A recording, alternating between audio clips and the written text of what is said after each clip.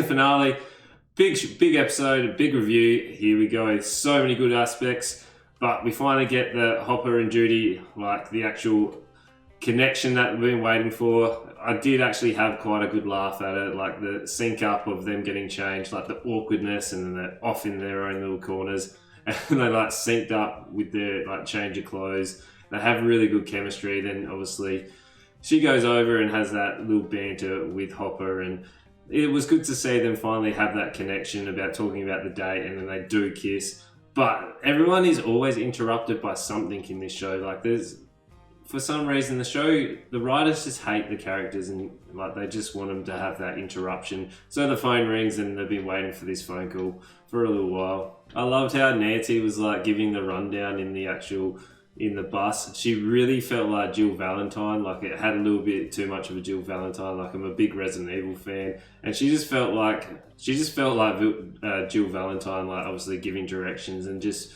really owning it with her like weaponry and everything that was going on. They go into the Upside Down. The actual editing of them going in and falling down, like it was a wicked montage of them like doing the flip and the camera and falling onto the mattress. I really liked it. It was real stylish. It was awesome. A little bit mixed with this, but obviously 11 gets the flashback and she knows what she needs to do, and that's where we obviously get the title for the episode, and also her like doing her mind piggyback. But it was real convenient of like the stoner dude. I'm still not sure why he's in there besides like a little bit of that comic relief, but he's just like, I know where all this salt is. And why is everyone in the pizza places, like it was almost identical in terms of characters. It was kind of like Yuri and Murray all over again. Like it was funny, but it wasn't really needed. But I guess they did need the salt bath, and like the setup of the freezer, like that was a good little touch. I liked it. They were mimicking the old training that Papa did, but with the pizza dough and the salt. Like it was good fun. It was like as they were getting ready, like the big drop off, getting ready for the battle.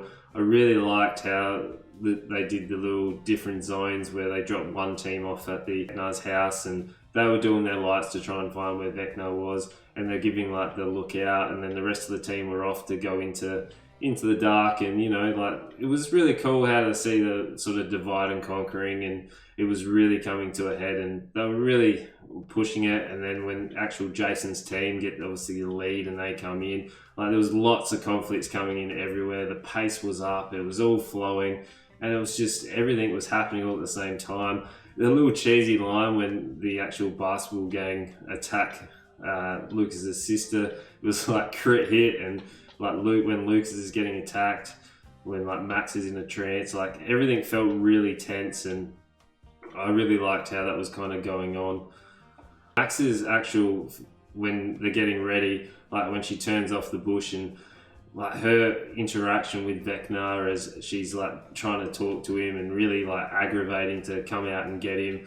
But when he like appears, that's the whole horror aspect all coming in. Like it was so cool to see Max in danger and her finally realizing she's like way over her head, like mixing it in, and 11's following through with the mind and trying to like mash in all these different memories all coming in, like at the skate park, and then Max is in the dance and 11's coming in, and it's all meshing in. And then when the balloons are popping and it's like Vecna's goo, like I've got no other way to explain it, but that had to be like the goo of Vecna with his like limbs and whatever as it's all coming in. Like everything is really well edited, it's all stylish, it's all flicking in, and I really liked how they were building.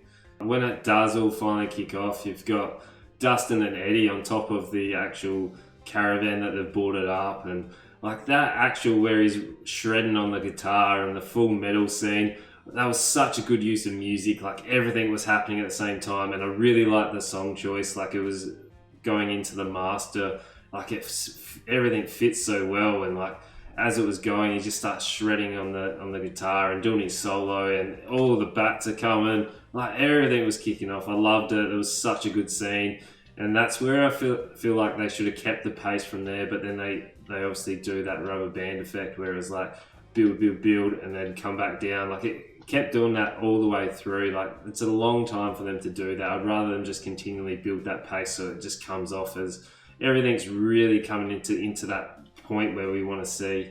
Like even the guys are going, Hopper and his crew, they're going back into the prison, and just how they set up everything with the old hive mind for, you know, like dealing with the demigorgons. Like they had to get rid of all those people in there, and then as it all comes in, I felt it was a little bit on the nose how they were wearing like the American jackets. So obviously, I know they had to get new clothes because they were out and about, but it was like kind of like America, kind of like really in your face. I know Joyce and actual Hopper were wearing it, so I just felt like there was a little bit of symbolism in there, like, you know, you can't stop us because we're the greatest, etc. But I do want them to survive, and they were really cool characters.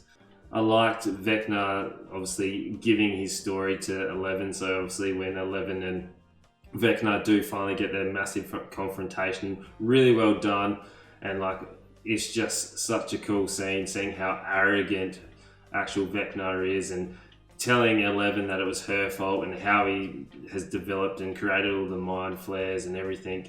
So he was just like exploring, and he's like pretty much coming off as God in terms of his own vision. It was such a cool scene. Like finally get her like gusto back and really be able to push the fight after she's already been wrecked in the first bit. Like I know it's fitting into that sort of superhero realmy kind of, the bad guy beats them and they get down and they have to get that inspiration, where like Mike's speech about fight, I felt it was a little bit cheesy. I didn't really like it. I would have rather 11 sort of see someone in danger or see like Max start to get hurt and then she just like powers through, rather than just hearing Mike yell fight. I just didn't like it. There wasn't much sort of passion or emotion in his voice. It was kind of just a normal fight. Like it wasn't really there for me, but I just wanted 11 to get more of a gusto. Like she's done really well.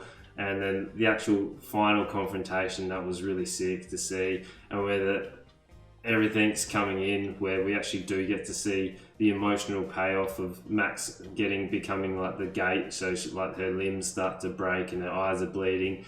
And I really liked how it went into Hawkins and started destroying it. And as they're coming in, I know they did a time skip, like they did 2 days later. I didn't like the 2 days later. I'd rather they just go like sort of end it with Max's kind of death.